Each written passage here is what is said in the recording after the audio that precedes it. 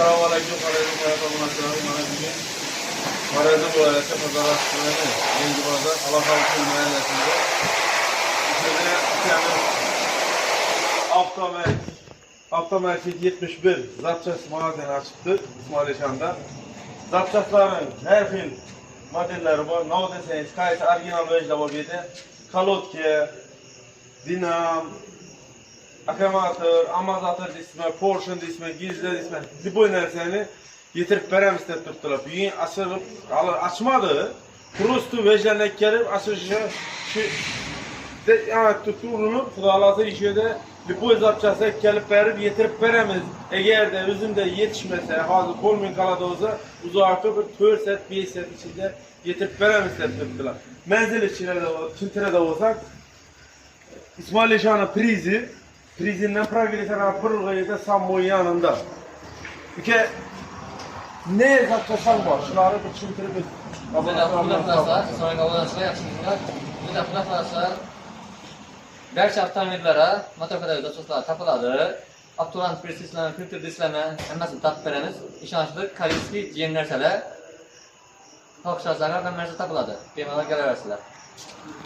Yine, Kudalatı yine akamatırlar. Büyüğün yalı indi, ben bir ötüp batıran ekerde bir reklama çıkarıp gitmeye dedi netti. Şu an geldim yine yalı büyüğün zapçasları getirip başladı.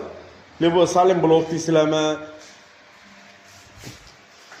turoslar disileme, damazların hem mehil zapçaslar bu bildiğini. Abdullah ile, orijinal Abdullah var, her kılından hiç ki gerek yoksa benim alan. Yani.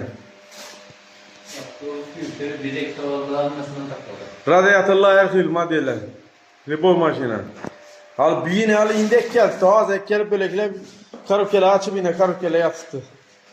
Kudalatı yeteğinden yine işe şip köpeytireydi. Kudalatı bir gün açılış marası bu netemiz kudalatı beydi. Niyetimiz işi doldurganına getirmiş de tuttu. Lakin ben prosu bir reklam edin. İrattekiler mesajı uzaka gitip zapçası alıvermesin. 24'ü 7 işiydi. Yani. Ülkemizden boy bir de Sencer bekleyin yiğit. Elektrik. İşine pıta cevap ver adam. Ülke iş başladığında işin iler. O olsun işte.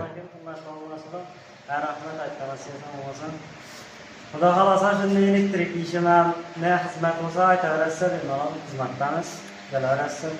Zapçası gerek olsa iş öde. Zapçası görebilir misiniz? Taksi koyabilir misiniz? Elektrik işleyin size. Mesela için 5 milyonluk